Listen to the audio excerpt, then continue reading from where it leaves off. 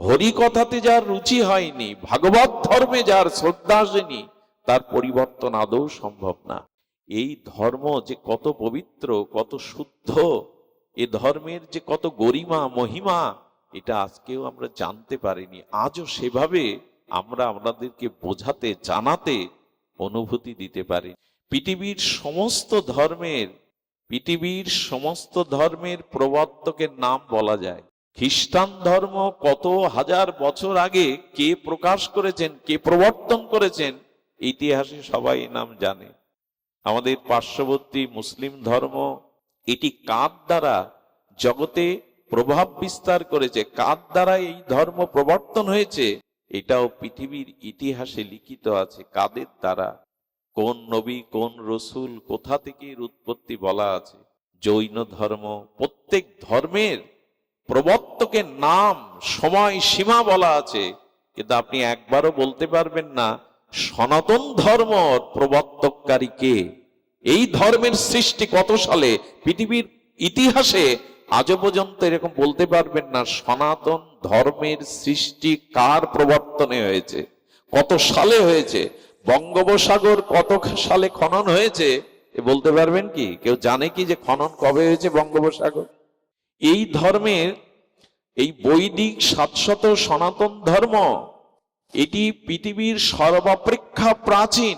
বেদ হলো পৃথিবীর আদিতম সভ্যতার ধারক বাহক গ্রন্থ। পৃথিবীতে প্রথম যে গ্রন্থ প্রকাশ হয় অপরুষীয় শাস্ত্র, সেটা হলো বেদ।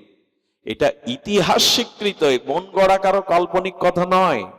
এই জন্য সনাতনের প্রবর্তন শাশ্বত, চিরন্তন, অজর, অব্যয়, অমর। মানুষ অধর্মের প্রাদুর্ভাব, অধর্মের আবির্ভাবটা মানুষের জীবনে খুব বেশি প্রভাব ফেলেছে। অধর্মবি ভবাৎ কৃষ্ণ, মানুষের জীবনে তিল তিল করে চন্দন ক্ষয়ের মতো ধর্ম ক্ষয়ে গিয়ে ধীরে ধীরে অধর্মের প্রাদুর্ভাবটা বেড়ে গেছে। কিন্তু আপনারা স্বীকার করবেন না কথা। কেন জানেন? বর্তমান বিশ্বে সব থেকে বেশি প্রচার হচ্ছে ধর্ম। বর্তমান বিশ্বে আজকে বাংলাদেশে এমন কোনো গ্রাম নেই সেখানে দেখবেন হরিনাম, হরিকথা, কীর্তন, নামযজ্ঞ এসব হচ্ছে না। সারা পৃথিবীতে বেশি তো ধর্ম হচ্ছে। বলে অনুষ্ঠানটা ধর্ম না। এরকম অনুষ্ঠান যদি 10 সহস্র বছর ধরে করেন, অনুষ্ঠানই থাকবে যদি সেই অনুষ্ঠান থেকে মানুষ সুবুদ্ধি, মানবিক গুণাবলী, আধ্যাত্মিক চেতনা, ভাগবত অনুশীলন দ্বারা পরিবর্তন না হয়, তার স্বভাবের পরিবর্তন না করে, যদি আসরিক ভাব থেকে সে দৈবী ভাবে উত্তীর্ণ না হয়, তবে কোটিয়ে অনুষ্ঠান করে কোনো লাভ হবে না। অনুষ্ঠান ধর্ম নয়, অনুষ্ঠান ধর্ম নয়। অনুষ্ঠান থেকে আচরণ আসবে। আচরণটা যখন অনুভূতিতে কাজ করবে, আমি যখন প্রকৃত মনুষ্যত্ব অর্জন করব, তখনই অনুষ্ঠানের সার্থক। অনুষ্ঠান বেড়েছে, আয়োজন বেড়েছে, কিন্তু মানুষের ধর্মবুদ্ধি, মানবিক বুদ্ধি এগুলো কমেছে। এটাই পরিসংখ্যান বলছে।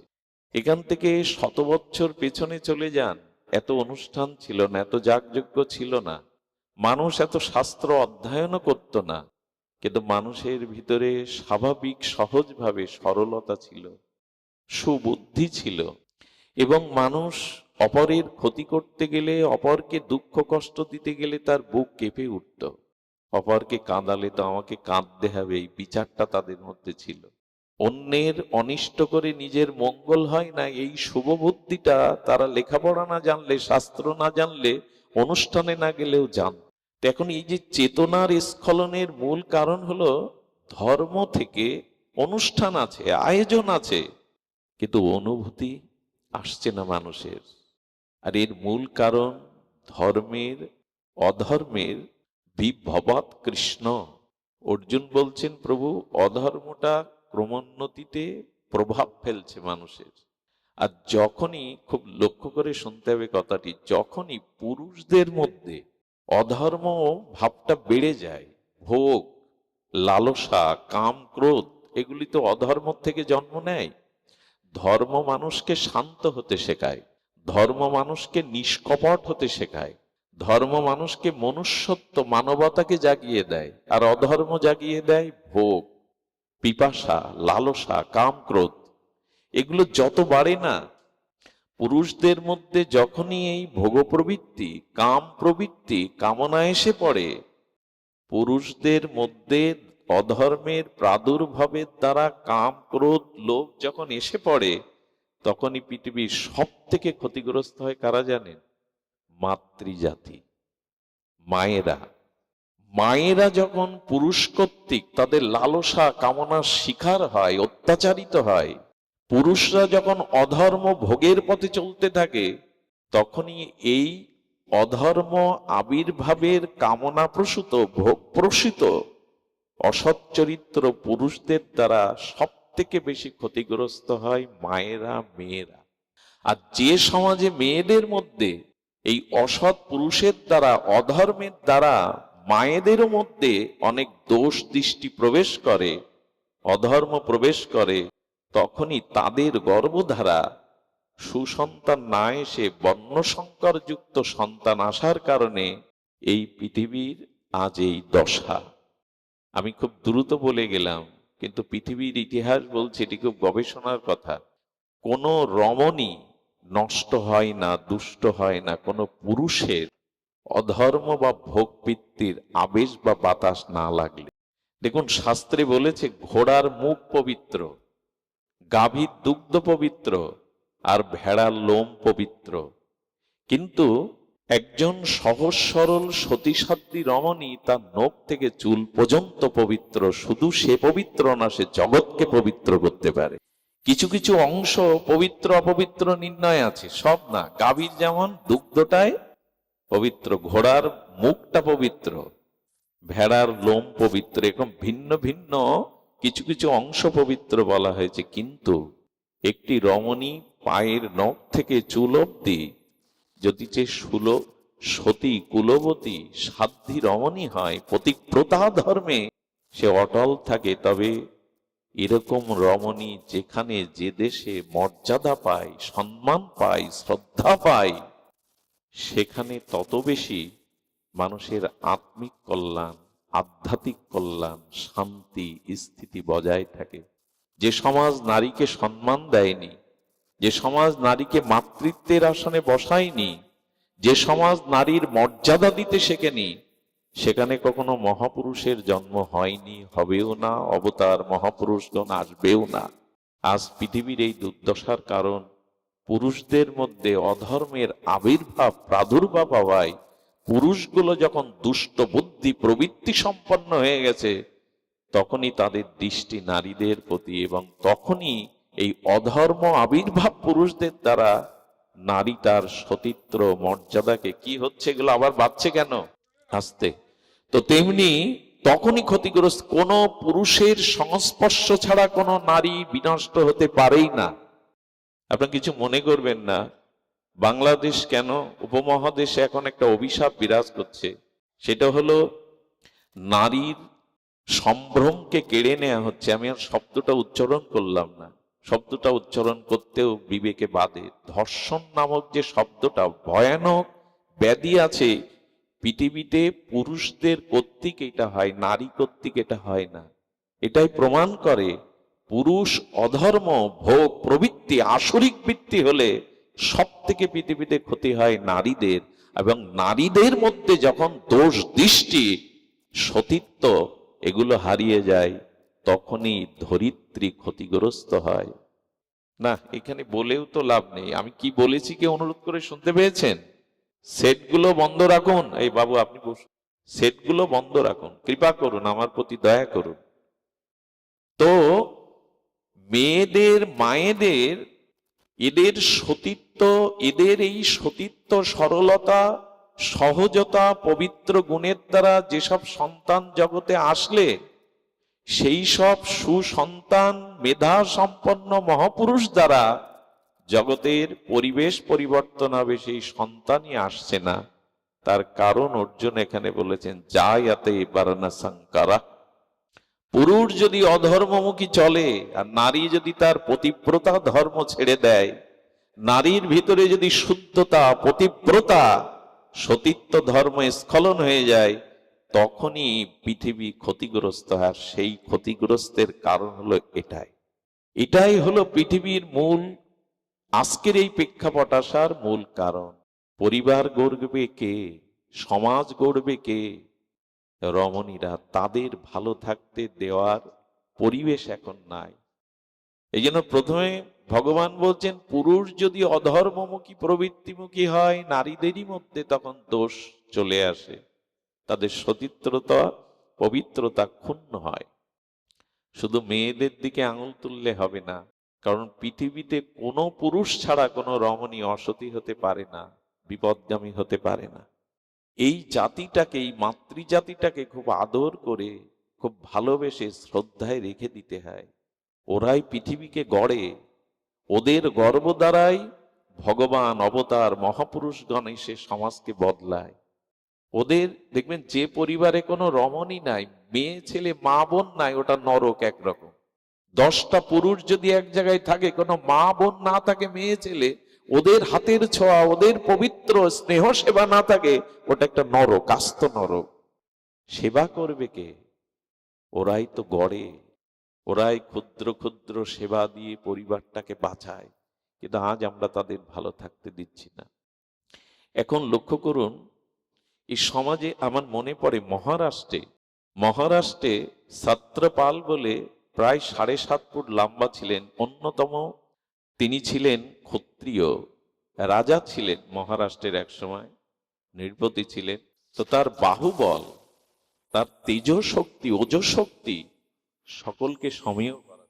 কি হচ্ছে যে তিনি ক্ষাত্র বীর্য শক্তি, একজন বীর পুরুষ ছিলেন, তখন তিনি ক্ষমতায়। তো 7.5 ফুট লম্বা তার তলোয়ারের ওজনটা ছিল। তো কি হয়েছে, উনি একদিন ঘোড়ায় করে, ওনার ঘোড়াটাও ছিল শ্বেত শুভ্র ঘোড়া, যখন আসতেন ওনার প্রজাবৎসলতা, ওনার ন্যায়পরায়ণতা, ওনার চরিত্র প্রজাদের ভিতরে সমীহ শ্রদ্ধা আনয়ন করত। এক অপূর্ব সুন্দরী যুবতী রাস্তায় একদিন রাতে উনি যাচ্ছেন একাই ঘোড়ায়, সেই সুন্দরী যুবতী, পরমা সুন্দরী, তিনি দুবাহু বাড়িয়ে রোধ করেছেন ওনার পথ। ঘোড়া থেকে নামলেন, পথ কেন রুদ্ধ করেছেন? বলে একটা নিবেদন ছিল। এই সুন্দরী রাতের অন্ধকারেও যেন চন্দ্রের শোভাময় জ্যোতি ছড়িয়ে দিচ্ছে তার রূপের ছটায়। তিনি তখন বলছেন, আমি মনে মনে আপনাকে প্রেম নিবেদন করে বসে আছি, ভালোবাসা নিবেদন করে বসে আছি, আমাকে গ্রহণ করুন। বলেন, এই ইচ্ছা আপনার কেন জাগলো? বলেন, জাগলো বহুদিন ধরে মনে মনে এই ধ্যান করেছে, আপনার মতো বীর্যবত্তা চরিত্রবান একজন শ্রেষ্ঠ পুরুষ সন্তান আমি গর্ভে ধারণ করতে চাই, আর সেটা আপনি ছাড়া আমার আশা পূর্ণ করবেন না। আপনারই স্বরূপে এরকম শক্তিমান সাহসী একটি সন্তান আমি গর্ভে চাই। উনি কি করলেন জানেন? তলোয়ারটা পায়ের কাছে, ওই মায়ের পায়ের কাছে রেখে গড় হয়ে ওনাকে প্রণাম করে বললেন, আমার মতো দ্বিতীয় কেউ হবে কিনা জানি না, তবে আজ থেকে আমি আপনার সন্তান চিরদিনের জন্য। একটা সুন্দরী যুবতীকে রাতের নিশীতে এরকম একজন ক্ষাত্রবীর্য সম্পন্ন মানুষ যদি তাকে মা বলে প্রণাম করে, শুধু বলেননি, ওই নারীর কাম বুদ্ধিটা পুড়ে ছাই হয়ে গেল এই আদর্শের কাছে, চরিত্রের কাছে।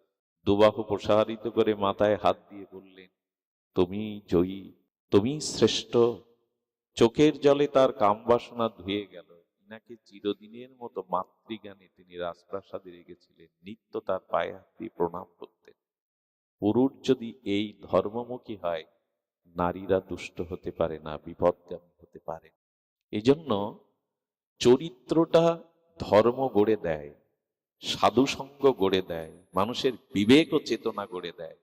এইখানেই পদ্মার ভাঙনের মতো সব ভেঙে চুরমার হয়ে গেল। আর এর জন্য সব থেকে দায়ী পাশ্চাত্য সভ্যতা। নারী নষ্ট হয় পুরুষের কারণে, পুরুষ নষ্ট হয় আধ্যাত্মিক শিক্ষা না থাকার কারণে, সদাচার না থাকার কারণে। আর এই আধ্যাত্মিক সদাচার, বৈদিক সংস্কৃতি নষ্ট হওয়ার মূল কারণ বিদেশি সংস্কৃতি, বাইরের সংস্কৃতি প্রভাব। এই কথাগুলো খুব গবেষণা করেই আমাদের আচার্যরা জানিয়েছেন। আমার মন গড়া কল্পিত কোনো সিদ্ধান্ত নয়। মানুষ যখন আধ্যাত্মিক শিক্ষা না পায়, ধর্মীয় চেতনা না পায়, বৈদিক শিক্ষা না পায়, তখনই সে এই পাশ্চাত্য কৃষ্টি কালচার সভ্যতাকে পুঁজি করে। আমি গতদিন কোথায় বলছিলাম, কোনো পুরুষ মানুষ যদি ফু দিয়ে প্রদীপ নেভায়, আর কোনো রমণী যদি এই যে চাল কুমড়ো তাকে বলি দেয়, মানে খাড়া দিয়ে বলি দেয়, 7 জন্ম তার ভিতরে দুঃখ, জরা, ব্যাধি এটি ভোগ করতে হয় 7 জন্ম। কিন্তু আর সনাতন ধর্মের জন্মদিন পালন করা হয় কি করে? ওখানে গিয়ে ওদের দ্বারাই বাতি নিভানো হয় ফু দিয়ে। অথচ পুরাণ বলছে 7 জন্ম আদি ব্যাধি যন্ত্রণায় ভুগবে যদি কোনো পুরুষ ফু দিয়ে প্রদীপ নেভায়। তো আমাদের প্রদীপ জেলে শুরু করতে হয়, কিন্তু জন্মদিন পালন আজ শহর থেকে গ্রামেও চলে এসেছে। কেক কাটো, ফু দিয়ে নেবাও, হাততালি দাও, সেখানে কোনো মাঙ্গলিক কিছু নাই।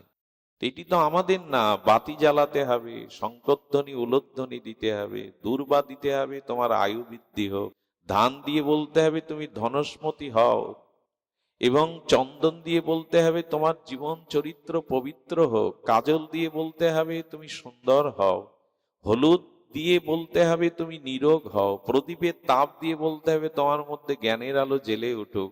আর ভগবানকে নিবেদিত প্রসাদী অর্থাৎ পরমান্ন প্রসাদী ওই জন্মদিনে মুখে তুলে দিতে হবে নবজাতকের, যাতে গোবিন্দের প্রসাদ পেয়ে তার ভিতরে সুবুদ্ধি আসে। এখানে শঙ্করধ্বনি উলধ্বনি বৈদিক ক্রিয়ার দ্বারা সম্পন্ন করতে হবে, একটু সেবা দিতে হবে ভক্তকে, তা না করে কেক কাটছেন, হাততালি দিচ্ছেন, বেলুন ফুটাচ্ছেন। এ তো আপনার সংস্কৃতি নাই, কিন্তু এগুলো আসলো কোথা থেকে? পাশ্চাত্য থেকে এই হাওয়া আমাদের দেশে চলে এসছে। আজকে সনাতন ধর্মের দুর্গাপূজা কালী পূজার নাম করে যাত্রা গান হয়, গানের কনসার্ট হয়, সেখানে ধর্মীয় শিক্ষা ভাগবত অনুশীলনের কোনো ব্যবস্থা নেই। কেউ কেউ প্রথম দিন ভাগবত দিয়ে আর 3-4 দিন যাত্রা গান দেয়। কমিটি মনে করে এটা ধর্মীয় ব্যাপার, মায়ের পূজা, প্রথম দিন একটু গীতা ভাগবত হোক, তারপরে তোমাদের মতো যা ইচ্ছা খুশি করো। এটা ঠিক নয়। জগৎ জননী মা পরমা বৈষ্ণবী আদ্যা শক্তি, তিনি গান বাজনা চান না, যাত্রা চান না। ওটা সমাজে করুক, মাঠে করুক, সামাজিক ভাবে হোক, কিন্তু মায়ের সামনে, দেবদেবীর সামনে, ভগবানের সামনে এটা হওয়ার কথা কোথাও লেখা নেই। সেটা চলছে আজ হিন্দু সমাজে, সনাতন সমাজে, আর ওই নিয়েই মাতামাতি। ধর্ম জাগবে কি করে? ধর্ম তো পিছিয়ে পড়বে। আধ্যাত্মিক মন্দিরগুলো আছে, কিন্তু সেই মন্দিরে ঠিকভাবে প্রার্থনা হয় না। সপ্তাহে একদিন গ্রামের বাচ্চাদের নিয়ে একটু ধর্মীয় গীতা শিক্ষাও হয় না। মন্দির করে কি লাভ যদি সেখানে অনুশীলন না হয়, ঠিক মতো ভগবানের সেবা অর্চন না হয়? আমি পূর্বে একখানে বলেছি, মন্দির তৈরি করতে আমার আপত্তি নাই, কিন্তু মন্দির মন্দির হতে হবে। মন্দির কাকে বলে? ইট কাঠ প্লেট দিয়ে ঢেকে দেওয়া মন্দির তাকেই বলে যেখানে গেলে মানুষের মন স্থির হয়, শুদ্ধতার আবেশ অনুভূতি পায়, যেখানে নিত্য ভগবানের সেবা কীর্তন পূজা সদাচার সম্পন্ন কোন মহতের দ্বারা সম্পন্ন হয়, যেখানে ভগবানের গুণকীর্তন ভাগবত শাস্ত্র অনুশীলন গীতাদি পাঠ নিত্য হয়। আমি বলি কি, ঘরে ঘরে মন্দির করলে একদিন রক্ষার জন্য কাউকে পাবেন না, প্রদীপ জ্বালাবারও লোক পাবেন না। খসে খসে পড়ছে কত মন্দির, গরু ছাগল উঠছে। বিকাল বেলায় হিন্দু প্রাচীন মানুষরা গিয়ে সেখানে তাস খেলে চণ্ডী মণ্ডপে, কালী মন্দিরে। এগুলি কি ধর্মের লক্ষণ? এগুলি কি সমাজ জাগাবার লক্ষণ? আদৌ না। কিন্তু আমরা করে চলেছি, কারণ এর মূল হলো নারী নষ্ট হয় পুরুষের দ্বারা, পুরুষ নষ্ট করে সমাজকে, সমাজ আর পুরুষ নষ্ট হয় আধ্যাত্মিক বৈদিক শিক্ষা না থাকার কারণে। সেটাই তো নেই এই ভাগ। এখানে এখন পরিবেশ দেখুন, আমি তো ঘরের ছেলে, আপনাদের কোনো মহা মানব নয়, কোনো সন্ত সাধুও নয়, সন্ন্যাসী ব্রহ্মচারীও নয়। আমি আপনাদের মতো সাধারণ একজন লেখাপড়া না জানা বিষয়ী মানুষ। এখানে এখন পরিবেশটা দেখুন, এখানে কেউ অসৎ চিন্তা এখন করবে না, এখানে কারো মধ্যে কোনো বিকার এখন আসবে না। এই পরিবেশে যারা দাঁড়াবে, একটু শ্রদ্ধায় কান পারলে তার হৃদয়টা শান্তি অন্তত পাবে, অশান্তি এই মুহূর্তে তার চিত্তকে আক্রান্ত করবে না। এটাই হলো ভাগবত ধর্ম, এটাই হলো ভাগবত অনুশীলন, এটাই হলো পরিবেশ। কিন্তু এইগুলির আজ বড় অভাব হয়ে গেছে। যতদিন ভাগবত কথাতে রুচি না হবে, যতদিন সাধু সঙ্গে আপনার আস্থা বিশ্বাস না জন্মাবে, আমি নিশ্চিত বলতে পারি আপনার পরিবর্তন, আপনার স্বভাব সংশোধন হবেই না, কোনোদিনই হবে না। হরি কথাতে যার রুচি হয়নি, ভাগবত ধর্মে যার শ্রদ্ধা আসেনি, তার পরিবর্তন আদৌ সম্ভব না। মানুষের মোহ দূর হয়, মায়া দূর হয় ভগবত কথার দ্বারা। ভগবানের নাম রূপ লীলার এমন একটা অসমত্ব মহিমা, যেগুলি অন্তরে গেলে চিত্তটা শুদ্ধ হবে। এই জন্য অনুরোধ করব, আমাদের ঘরের সন্তানদের পাশ্চাত্য শিক্ষা বাদে আমাদের আধ্যাত্মিক অনুশীলনটা করে তুলুন। গ্রামে মন্দির গ্রামে না থাকলে বাড়িতেই শুরু করুন। সকাল সন্ধ্যা একটু করতাল ঝাঁজ বাজিয়ে কীর্তন, একটু গীতা দু একটি পৃষ্ঠা অধ্যয়ন, একটি দুটি শ্লোক অধ্যয়ন, এগুলো ঘরে শুরু করে দিন। আপনার সন্তানকে ধর্মীয় অনুভূতির মধ্যে, বৈদিক শিক্ষার মধ্যে আনুন। এই ধর্ম যে কত পবিত্র, কত শুদ্ধ, এ ধর্মের যে কত গরিমা মহিমা, এটা আজকেও আমরা জানতে পারিনি। আজও সেভাবে আমরা আমাদেরকে বোঝাতে, জানাতে, অনুভূতি দিতে পারিনি। পৃথিবীর সমস্ত ধর্মের প্রবর্তকের নাম বলা যায়। খ্রিস্টান ধর্ম কত হাজার বছর আগে কে প্রকাশ করেছেন, কে প্রবর্তন করেছেন, ইতিহাসে সবাই নাম জানে। আমাদের পার্শ্ববর্তী মুসলিম ধর্ম, এটি কার দ্বারা জগতে প্রভাব বিস্তার করেছে, কার দ্বারা এই ধর্ম প্রবর্তন হয়েছে, এটাও পৃথিবীর ইতিহাসে লিখিত আছে। কাদের দ্বারা, কোন নবী, কোন রসুল, কোথা থেকে এর উৎপত্তি বলা আছে। জৈন ধর্ম, প্রত্যেক ধর্মের প্রবর্তকের নাম, সময় সীমা বলা আছে, কিন্তু আপনি একবারও বলতে পারবেন না সনাতন ধর্ম প্রবর্তককারী কে, এই ধর্মের সৃষ্টি কত সালে। পৃথিবীর ইতিহাসে আজও পর্যন্ত এরকম বলতে পারবেন না সনাতন ধর্মের সৃষ্টি কার প্রবর্তনে হয়েছে, কত সালে হয়েছে। বঙ্গোপসাগর কত সালে খনন হয়েছে এ বলতে পারবেন কি? কেউ জানে কি যে খনন কবে হয়েছে বঙ্গোপসাগর? এই ধর্মের, এই বৈদিক শাশ্বত সনাতন ধর্ম, এটি পৃথিবীর সর্বাপেক্ষা প্রাচীন। বেদ হলো পৃথিবীর আদিতম সভ্যতার ধারক বাহক গ্রন্থ। পৃথিবীতে প্রথম যে গ্রন্থ প্রকাশ হয় অপরুষীয় শাস্ত্র, সেটা হলো বেদ। এটা ইতিহাস স্বীকৃত, মন গড়া কারো কাল্পনিক কথা নয়। এই জন্য সনাতনের প্রবর্তন শাশ্বত, চিরন্তন, অজর, অব্যয়, অমর। স্বামী বিবেকানন্দ চিকাগোয় ৭,০০০ বরেণ্য বৈদিক সনাতন ধর্মের পক্ষ থেকে এসেছি। কত বড় সিংহকণ্ঠে জানিয়ে দিলেন, পৃথিবীর সর্বাপেক্ষা প্রাচীন সকল ধর্মের জননী স্বরূপা আমি সনাতন বৈদিক ধর্মের পক্ষ থেকে এসেছি। এ ধর্মের সাল তারিখ প্রবর্তন কারো দ্বারা সৃষ্টি হয়নি, এই জন্য তো এটা সনাতন। ভগবান নিজে গীতাতে বলেছেন, আমি সনাতন, এ ধর্মের রক্ষক আমি, ভয় নাই। এটা কাচের গ্লাস নয় যে ভেঙে গেলেই শেষ হয়ে গেল।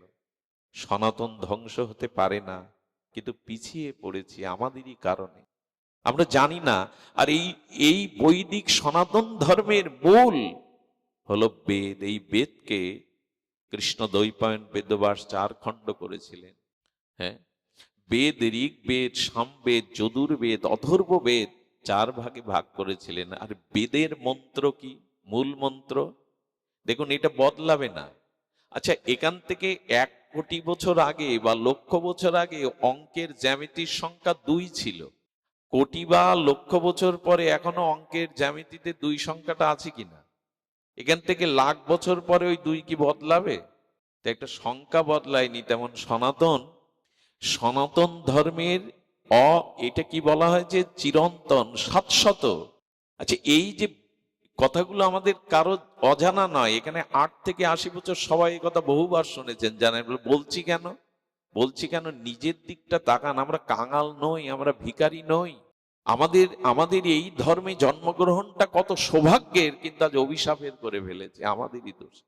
এই ধর্ম জন্মগ্রহণ বহু সৌভাগ্যে হয়, আর সেই ভাগ্য পেয়ে আজ দুর্ভাগ্যে আমরা পতিত হয়ে গেছি। তো এই ঋক, সাম, যজু, অথর্ব বেদের মূল মন্ত্র কি? খুব ধ্যান দিয়ে শুনুন। ধর্ম কাকে বলে? বেদ ভগবান জানিয়েছে। বেদ হলো ভগবান, তিনি বলেছেন সত্যং বদ ধর্মং চর, এই হলো বেদের মূল মন্ত্র। ওঙ্কার প্রণাম পৃথিবীতে বেদ জানিয়ে বললেন, সেই পরম ব্রহ্মের বেদের মূল বাণী হলো সত্যং বদ ধর্মং চর, এটা বদলাবে না। পৃথিবী যতদিন থাকবে, মহাপ্রলয় না হবে, এই বাণী সকলকে মঙ্গলের জন্য বেদের এই বাণী পরিবর্তন হবে না। ওই 2 সংখ্যা যেমন পরিবর্তন হবে না, সেটা হলো সত্য বলো আর ধর্মপথে চলো, এটা বদলাবে? এটা পৃথিবীর কোন মানুষের জন্য অপ্রয়োজনীয় শব্দ নয়। এটাই শাশ্বত বেদের সত্য।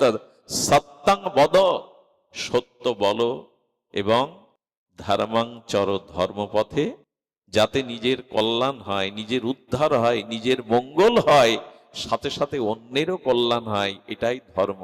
এই পথে চলো, অধর্ম পথে যেও না, পতনের পথে, স্খলনের পথে যেও না। বেদের এই মন্ত্র যেমন অপরূষীয় শাস্ত্রের মহাবাণী, এই পৃথিবী যতদিন থাকবে এই বাণীর শাশ্বততা থাকবে। বেদ আর কি বলেছেন? বেদ আর 4টি মন্ত্র বলেছেন। মাতৃদেব ভব, পিতৃদেব ভব, আচার্য দেব ভব, অতিথি দেব ভব। আহা, কি অপূর্ব মাধুর্যময় এই বাণী। জীবনের শুরুটা করো মাকে দেবী জ্ঞান করে, মাকে পূজা করে, মাকে সেবা করে। মাতৃদেব ভব। লোকনাথ বাবা বলতেন যে অল্প বইতে পারে না, সে বেশি বইবে কি করে? যার 10 কেজি বইবার ক্ষমতা নেই, সে 100 কেজি কি করে বইবে? তা নিজের গর্ভধারিণী জননীকেই যে সেবা করতে পারলো না, প্রণাম করতে পারলো না, শ্রদ্ধা করতে পারলো না, সে দেবীকে কি প্রণাম করবে? অল্প যে বইতে পারলো না, সে যে নিজের পিতাকে বইতে পারলো না, সে পরম পিতা কি করে বইবে? এই জন্য বেদ ভগবান বলে দিয়েছেন, মাকে দেবী কেন নিত্য প্রণাম করো, নিত্য পূজা করো। একজন সাধু মন্দিরে কোনোদিন ফুল নিয়ে যেতেন না, প্রসাদ নিয়ে যেতেন না। খুব ধ্যান দিয়ে কথাটি শুনুন। তিনি সাধারণ সাধু না, একজন মহান আচার্য উত্তর ভারতে। তার শিষ্যরা একদিন বলছে, বাবা আপনি মন্দিরে কখনো ফুল বা প্রসাদ কেন নিয়ে যান না? বলে, দেখো, অনন্ত কোটি বিশ্ব ব্রহ্মাণ্ডে ভগবানের ভক্ত সংখ্যা, উপাসনাকারী সেবকের সংখ্যা কম না। আমি ভগবানকে না দিলেও এই বস্তুর অভাব ভগবানের হবে না। হবে কি?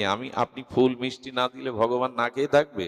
কিন্তু উনি বলছেন, আমি ফুল মিষ্টি নিয়ে যাই আর এক ভগবানের কাছে। সেটি হলো, আমি প্রতিদিন মায়ের এবং বাবার চরণে এই ফুলগুলো দেই, আর প্রসাদগুলো নিজে হাতে মায়ের, মাকে এবং বাবার মুখে তুলে দেই। এরাই সাধু, এরা অনুভূতিটা বুঝতে পেরে। মন্দিরে আপনি না দিলেও অন্য কেউ দেবে, কিন্তু ঘরে ঘরে মায়ের পায়ে ফুল দিয়ে প্রণাম করার সন্তান, ভক্ত আজ কমে গেছে। তো ওইখানটাই ছিল শুরু।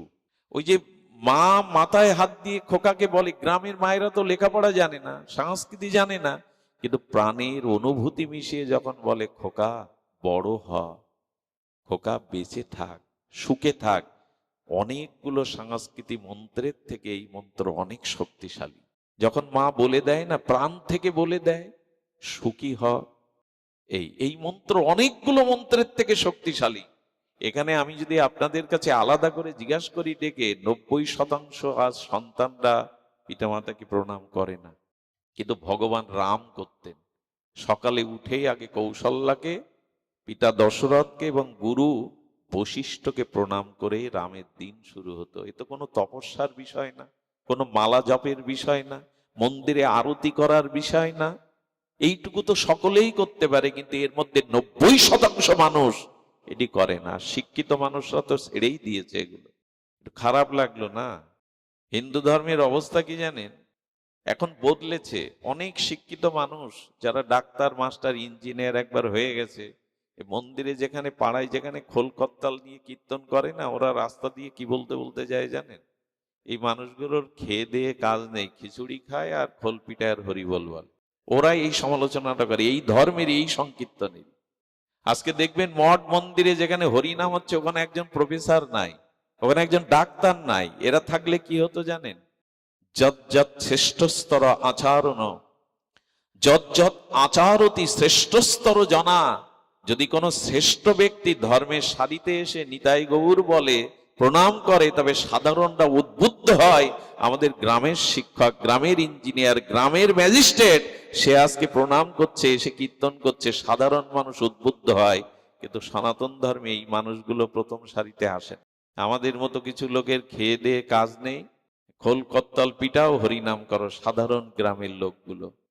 অন্য ধর্মে তাকিয়ে দেখুন, প্রথম সারিতে দেশের রাষ্ট্রপতি থেকে শুরু করে বড় বড় বাঘা বাঘা মানুষগুলো ধর্মের সারিতে। এই ধর্মের শুধু মানুষ আসতে চায় না, তবে এটা এখন বদলেছে, এটা এখন বলা যাবে না। আমি সারা বাংলাদেশ ঘুরে দেখেছি অনেক শিক্ষিত মানুষ এখন আসছেন। আমি মাঝে এক অনুষ্ঠানে গিয়ে দেখি একজন আসতে দেখে সবাই উঠে দাঁড়াচ্ছে, কিন্তু উনি হাত জোড় করে নিবেদন করছে, ওনাকে আসন দেয়া হলো, আসনে বসলেন না, একরকম মাটিতেই বসলেন। অনুষ্ঠানের পরে যখন পরিচয় হলো উনি জেলা জজ একজন। এখন এটা বদলেছে, এখানে এখন 2-4 জন মাস্টার, ডাক্তার, ইঞ্জিনিয়ার এগুলো পাবেন, প্রফেসর। কিছুটা বদলেছে। তো এরা যত এগিয়ে আসবে সাধারণ তত, এখানে গ্রামের হাই স্কুলের মাস্টার যদি বসে ভাগবত শোনে, হরিনাম করে, সাধারণরা উদ্বুদ্ধ হবে। এটার অভাব সনাতন ধর্মে। একবার একটু প্রতিষ্ঠিত হয়ে গেলে আর ওই বছর শেষে দুর্গা পূজায় আসে, কিছু দান ধ্যান করে, পূজায় আত্মীয় স্বজন নিয়ে কাটিয়ে আবার চলে যায় কর্মস্থলে। এদের দায়িত্ব ছিল না ধর্মের প্রতি, সমাজের প্রতি, মানুষের প্রতি? সময় নাই।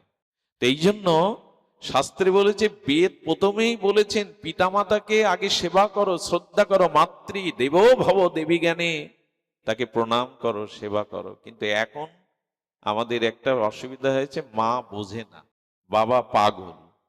এই এটা আমরা বানিয়ে ফেলেছি। আগেকার মানুষ, তাদের জ্ঞান বুদ্ধি নেই, এরা পাগল। একবার এক কীর্তনিয়া বলেছিল, কোনো পুত্রবধূ যদি শাশুড়িকে বা শ্বশুরকে পাগল বলে গালি দেয়, এটা ওর শেখানো গালি না। স্ত্রী যদি সোহাগ বলে স্বামীকে জানায়, তোমার বাবা আমাকে এই বলেছে তাই বলেছে, তখন ওই পুরুষই, নারী মুখ পুরুষ তো, ভোগমুখ পুরুষ বলে, বাদ দাও। পুরানো দিনের মাথা খারাপ করা মানুষ, পাগল মানুষ, পাগলের কথা শোনে। তো এই বৌমাই যদি সকালে শ্বশুরকে পাগল বলে, এ দোষটা ওই মায়ের না, ওকে শেখানো হয়েছে। এই জন্য পিতামাতার শ্রদ্ধাটাই তো ফিরে আসছে না। গুরুদেব বাড়ি এলেই আগে আমরা চরণ জল করি। আমি কোথাও গিয়ে আমার পা ধোয়াতে আজও দেই না, আমি ওর অধিকারী না। আমি যদি কেউ জোর জবরদস্তি করে, আগে বলি তোমার বাড়িতে বাবা মা আছে, ওদেরকে এনে আজকের এই অনুষ্ঠানে চেয়ারে বসে আগে পা ধোও। পিতামাতাকেই এই শ্রদ্ধাটা, আমরা বাইরে সাধু আসছে চরণ ধোয়াতে হয়, কিন্তু পিতামাতা বাদ পড়ে যায়, ওরাই অধিকারী। কথাগুলো খুব সামাজিক হয়ে যাচ্ছে, খুব খুব মানে স্থূল হয়ে যাচ্ছে, কিন্তু স্থূল কথা নয়, এইগুলো সার কথা, এটা বেদের কথা। মাতৃ দেব ভব, পিতৃ দেব ভব, আচার্য দেব ভব। যারা শ্রেষ্ঠ আচরণশীল সাধুগুরু বৈষ্ণব, তাদেরকে শ্রদ্ধা করো, প্রণাম করো। আর অতিথি দেব ভব, গৃহে অতিথিকে নারায়ণ জ্ঞান করো, ভগবান জ্ঞান করো। অতিথি সেবাও উঠে গেছে। হ্যাঁ, আজকে জামাই আদর বুঝি, সাধু আদর বুঝি না। জামাই মেয়েকে পেটাই ধরে ঘরে, সে আসলে তার আদর বুঝি, অথচ সাধু বাড়ি এলে তার আদর বুঝি না। এই জন্য বেদের এই মন্ত্র, আচ্ছা বেদের এই মন্ত্র, এই যে সত্যং বদ ধর্মং চর, এর প্রমাণ কে দেবে? বেদ ভগবান তো বলে গেল। এর প্রমাণের জন্য কৃষ্ণ দ্বৈপায়ন বেদব্যাস 18টা পুরাণ সৃষ্টি করলেন। কটা পুরাণ? 18খানা পুরাণ। এই পুরাণের দ্বারা বেদের বাণীকে সাকার করলেন, মূর্তি করলেন। সত্য বলে আর ধর্মপথে চলেছিল, তার প্রমাণ বেদ লিখেছে, কিন্তু প্রমাণ দিয়েছে পুরাণ। সেই পুরাণ হলো হরিশ্চন্দ্রের দিকে তাকান, সত্য কি করে রক্ষা করতে হয় আর ধর্ম কি করে রক্ষা করতে হয়। তিনি ধর্ম রক্ষার জন্য বিশ্বামিত্রকে রাজ্য দান করে তার দক্ষিণার জন্য কাশীতে নিজের স্ত্রীকে দাসী রূপে বিক্রি করে দিয়েছিলেন। নিজে চণ্ডাল হয়ে শ্মশানে দাঁড়িয়েছিলেন, কিন্তু সত্যকে লঙ্ঘন করেননি। বেদের এই বাণী পুরাণে এসে দেখাচ্ছেন, কারণ না দেখালে আমরা বুঝতে পারবো না। না দেখালে, এই মন্ত্র আচরণটাকেও না করলে আমরা উদ্বুদ্ধ হব না। এই জন্য কৃষ্ণ দ্বৈপায়ন বেদব্যাস বেদ বিভাজন করে পুরাণ করলেন 18খানা। এই দেখো বেদের বাণীটা সত্য কি করে রক্ষা করতে হয়। আচ্ছা, শ্রুতি এবং স্মৃতি, শ্রুতি শাস্ত্র, স্মৃতিশাস্ত্র, বেদাদি শাস্ত্রকে প্রমাণ করার জন্য কি বলেছেন? স্মৃতিশাস্ত্র এসেছে। একটু লক্ষ্য করুন, ওখানে বলা হলো সত্যং বদ, সত্য বলো, এটা বেদের বাণী। কিন্তু উপনিষদ এসে বলছেন সবসময় সত্য বলা ঠিক না, কখনো কখনো চরম সত্যটাই মিথ্যা হয়ে যায়, আর কখনো কখনো মিথ্যাটাই চরম। এটা জানার জন্য আবার বেদ থেকে শ্রুতি স্মৃতিশাস্ত্র করেছেন দৈপায়ন বেদব্যাস। একটা মেয়েকে সন্ত্রাসীরা তাড়িয়েছে, তার দিকে প্রলোভনের দৃষ্টি দিয়ে মেয়েটা আপনার ঘরে এসে আশ্রয় নিয়ে বলল, আমাকে বাঁচান। আপনি কি ওই সন্ত্রাসীদের বলবেন সত্যবাদিতা রক্ষা করতে যে আমার ঘরে মেয়েটা লুকিয়েছে? এই সত্যটা ওখানে সত্য কি? কারো জীবনের জন্য, কারো জীবন বাঁচানোর জন্য, কোনো প্রাণীর মঙ্গলের জন্য, কোনো অশান্তির দাবানল হতে রক্ষার জন্য যে মিথ্যা, সেটাই সত্য। সত্য সবসময় সত্য নয়। এই বেদের এই বাণীকে বোঝানোর জন্য শ্রুতি স্মৃতি শাস্ত্র এসেছে, এবং এই স্মৃতি শ্রুতি বেদকে বোঝানোর জন্য পুরাণ এসেছে। আর এই 58খানা পুরাণের মধ্যে অন্যতম মহাপুরাণ, পুরাণ শিরোমণি হলেন ভাগবত। এই যে সব জায়গায় এখন ভাগবত কথা কেন? কারণ সমগ্র পুরাণের মধ্যে শ্রেষ্ঠ পুরাণ হলো অমর পুরাণ শ্রীমৎ ভাগবত। এটা ভাগবতীয় অনুষ্ঠান। আমি সূচনাটা করলাম অন্যভাবে এই জন্য বর্তমান প্রেক্ষাপটকে উপেক্ষা করে কিছু বলা যায় না।